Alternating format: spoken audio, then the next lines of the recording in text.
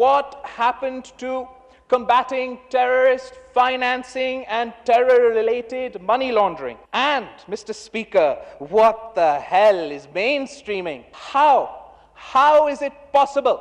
How is it possible that we hang elected prime ministers but we can't put Qaladam Tanzeemeh on trial? How is it possible that there is ehtisab only for the opposition but no ehtisab for banned organizations? How can the Prime Minister claim to be combating corruption when banned organizations enjoy an NRO by not implementing the National Action Plan?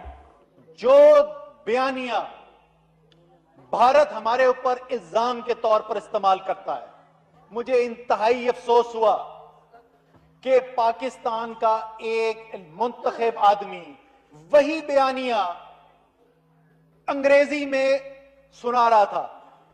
We have a border crisis, we have foreign policy crises, we have domestic crises, we have an economic crisis, we have a crisis of democracy, and we have a human rights crisis. ابھی تقریر کی بلاول بھٹو نے پاکستان کی assembly میں انگریزی میں تقریر کر دی، اور جو انگریزی بلاول بھٹو نے بولی وہ اسمبلی میں بھی زیادہ تر لوگوں کو سمجھ نہیں آئی۔ We will pay for these disastrous economic decisions. We will pay for the cost of any conflict, and we will pay for the domestic and democratic crises.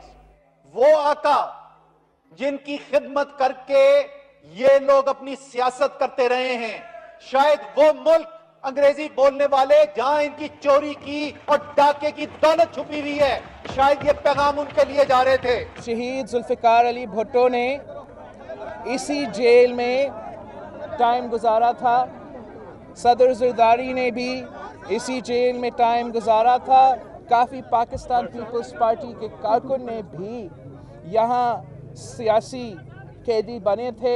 Sindh کا جو لیڈر اس وقت ہے اس کو پتہ ہی نہیں ہے جد و جہد کیا ہوتی ہے۔ ایک لیڈر کیسے بنا؟ اپنا نام بدل کے زرداری سے بھٹو بن کے لیڈر بن گیا۔ زرداری قبیلہ بڑا غیور قبیلہ ہے جی سندھ کے اندر، پتہ نہیں کیوں ان کو اپنے زرداری ہونے کے اوپر شرمندگی ہے، وہ چاہتے ہیں کوئی یاد نہ دلائے ان کو زرداری ہیں، لیکن ہے تو زرداری ہے تو ہم تو ان کو زرداری کہیں گے۔ What تبدیلی has given us? It has given us electricity price bomb, gas price bomb, and inflationary pressure like we haven't seen for many years. All under the slogan of poor friendly.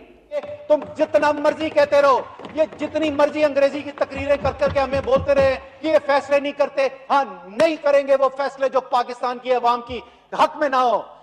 تو you turn Bilawal کئی دفعہ بڑی اچھی چیز ہوتی ہے، بڑی مشکلوں سے بچا دیتی ہے۔